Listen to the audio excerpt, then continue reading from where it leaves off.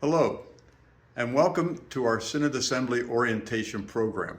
I'm Pastor Larry Smoose. I'm a retired pastor, and I'm also the parliamentarian for the Assembly, so I'm the one called upon to do this orientation, and I'm glad that you tuned in because this year we have some changes in procedures, and I know you're going to want to learn about those changes. So what's the purpose of the Assembly? First, to conduct the business of the Synod, voting for vacant offices, adopting a budget, hearing reports on the mission of the Synod and its related institutions. In fact, if you go to the virtual mission center, you might be able to learn more about some of that work up front and personal. Learning about the work of the larger church. There's a lot going on in the church, a lot more than we are often realize. And when you come to an assembly, you learn about the work not only of the Synod, but of the larger church. And we hope that you will share that with your congregation. When you go back to your congregation tomorrow, give a brief report on some of what has happened at this assembly and include in that the vital work of the ELCA and the larger church.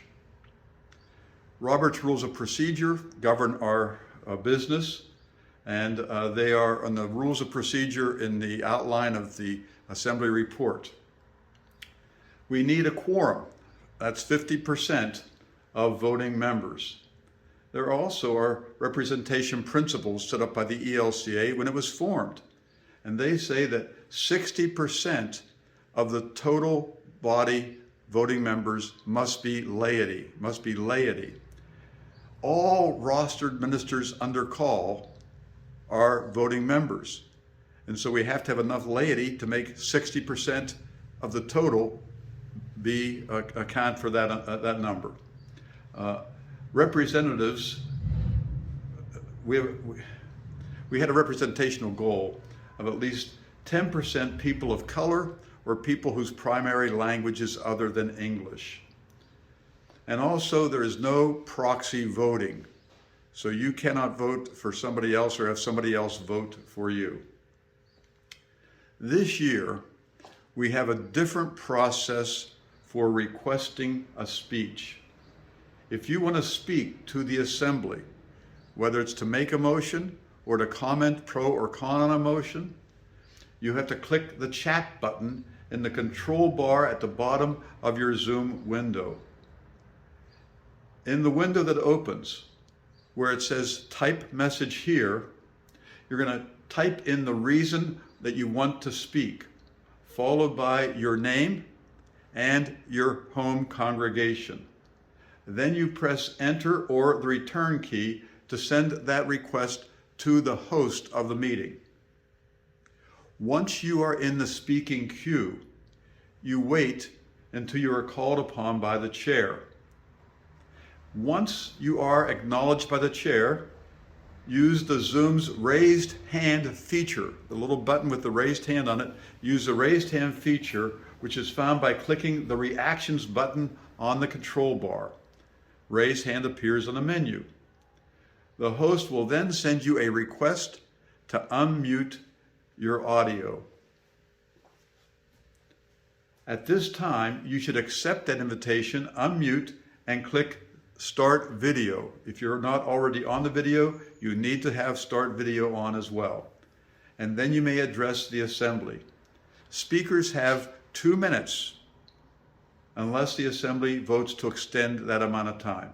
Now here are some of the options for words to type that indicate your desire to speak. First is move.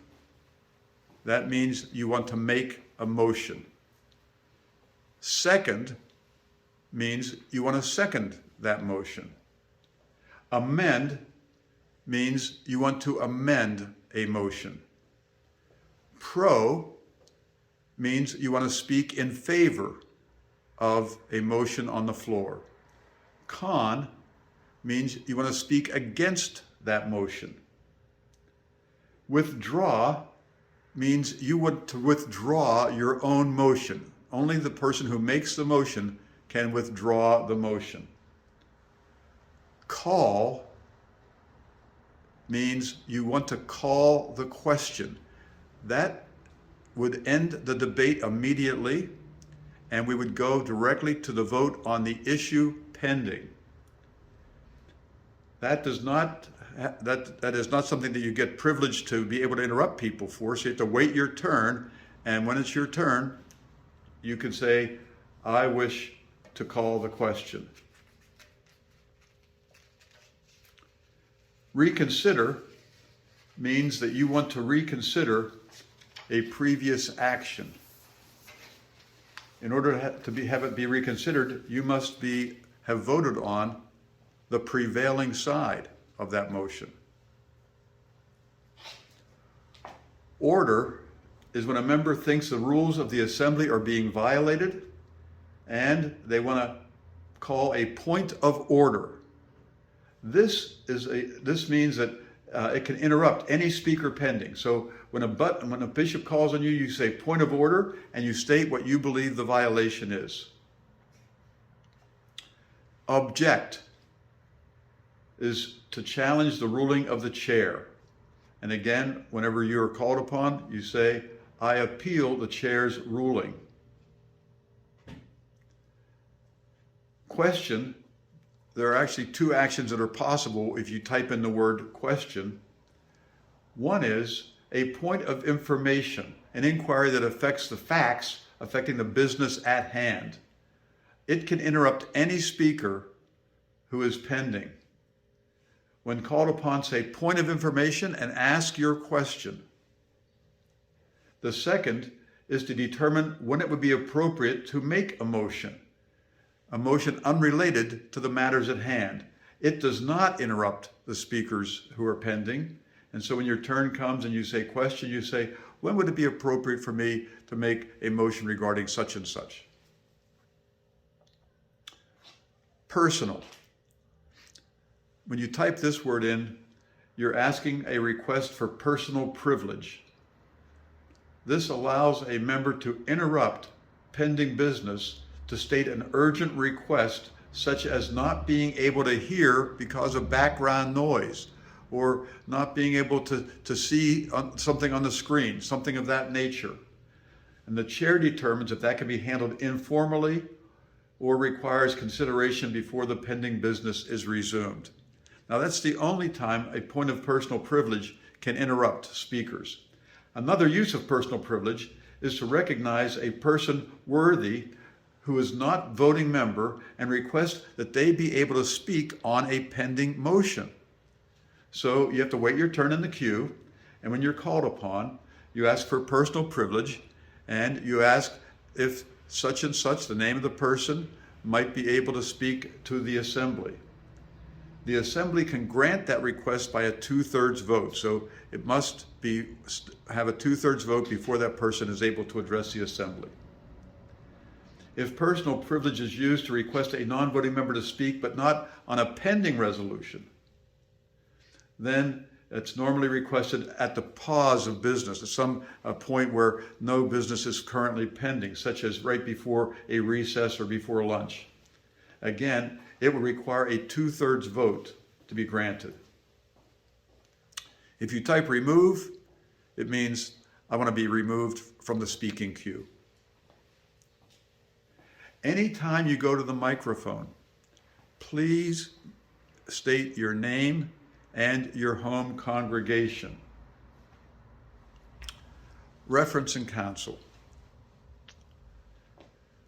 Reference and counsel is a committee appointed to approve the distribution of materials that might be given out at the assembly. So that's more common when we have an in-person assembly.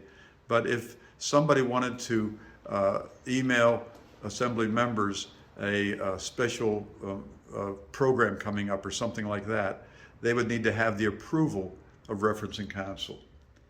It also is designed to consider resolutions and to make an appropriate recommendation on a resolution on how to proceed with that resolution. So resolutions must be submitted ahead of time so that the Reference and Counsel Committee has time to consider them. March 27 is the deadline for resolutions. If you get a resolution in by March 27, it will be dealt with at the Assembly, and the Referencing Council will give a recommendation on how that should be dealt with. They can give various recommendations, including to approve the resolution, not to approve the resolution, to refer it to another committee or organization, and so on. If resolutions miss that deadline, can they still be submitted? Yes, but, okay, yes, they can still be submitted up until April 17, and before they will be considered by the Assembly must vote with a 2/3 vote to consider that resolution. So if it does not make the original deadline, then if you get it in by April 17, it still can be considered, but it will take a 2/3 vote by the Assembly to consider it. After April 17, we will not take any other resolutions because Referencing Council simply will not have the time to consider it and to make a recommendation on to the Assembly about its disposition. So motions and debate. Again, you click on that chat control to let the chair know that you want to speak, and you type in the word move or amend to make a motion or to amend a motion, or pro to speak for a resolution that's been before the Assembly, or con to speak against it. And you give your name and congregation, and you indicate the reason you want to speak, and you'll be put into the queue. So you're going to have typing either pro or con if you want to speak for or against, and that will let them know that you want to speak, and your name and the congregation's name. Write out motions before you speak. Write out motions before you give a motion. That will not only help you to make sure that you do it correctly, but also it will help to be able to have that up on the screen when the proposals are placed on the screen in screen share.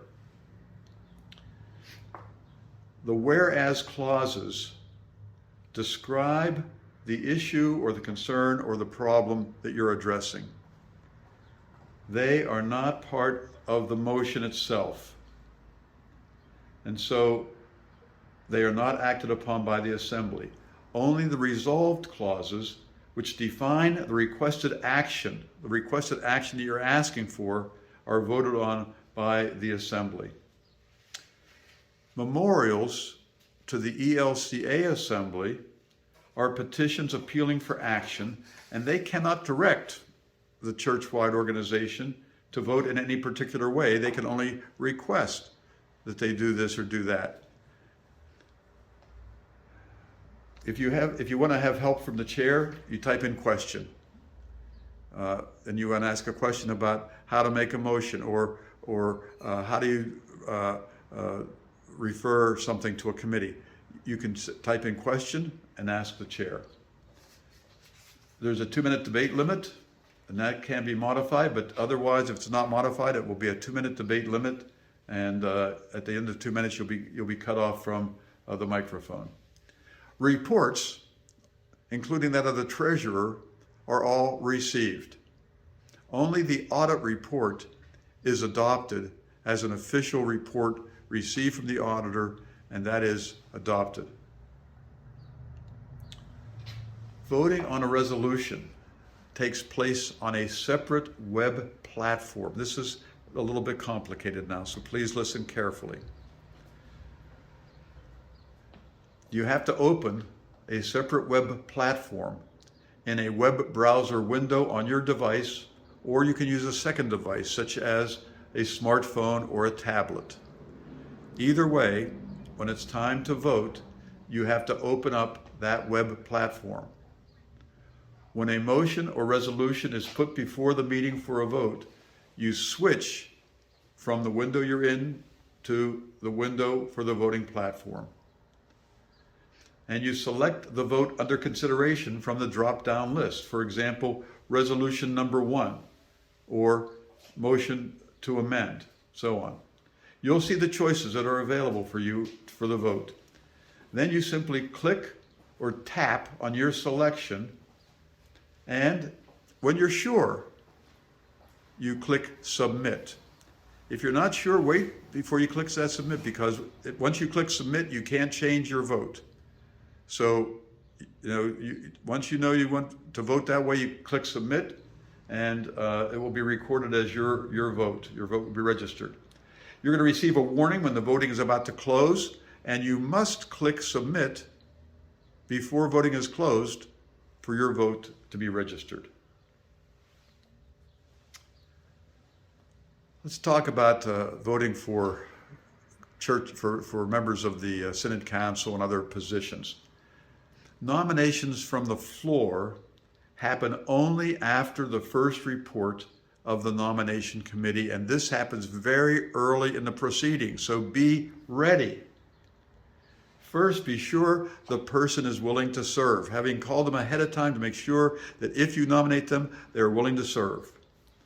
Second, have the nomination form ready and sent into the Synod office beforehand, along with a photo of that person, because when it's time to vote, we want to be able to put up the person's qualifications for whatever position they're being voted on, and also so people can see who they are. So you send that in before the assembly. So even though it's sent in beforehand, you still have to nominate them when it says nominations from the floor. The information needs to be received by noon on April 23rd, and you send that to C. Outerbridge, Cynthia Outerbridge, C. Outerbridge at SEPA.org. Remember, the representational principle still applies here. So if there's a person elected to the Synod Council or the ELC Assembly or some other boards, and the proper number of women or men is not yet decided, or if the proper number of persons of color or people of whose language is other than English are not elected yet, the person in that category will move up to being elected, and the last person elected from that category will be dropped off. For elections, other than for bishop, and since we're not electing a bishop this year, that does not apply, it takes a majority to elect. The ballot will names will be placed in random order on the ballot. So it won't be by the number of votes they received in the previous ballot. So if there's a second ballot, the names will be random. It's not going to be based on the previous number of votes that they received. And at the end of every vote, you'll have a detailed report. So there'll be no need to ask whether or not it's an accurate vote count. It's electronic, right? So it will be an accurate vote count, and we'll have the report in detail after the election. So when an election is put before you, you switch to the voting platform again.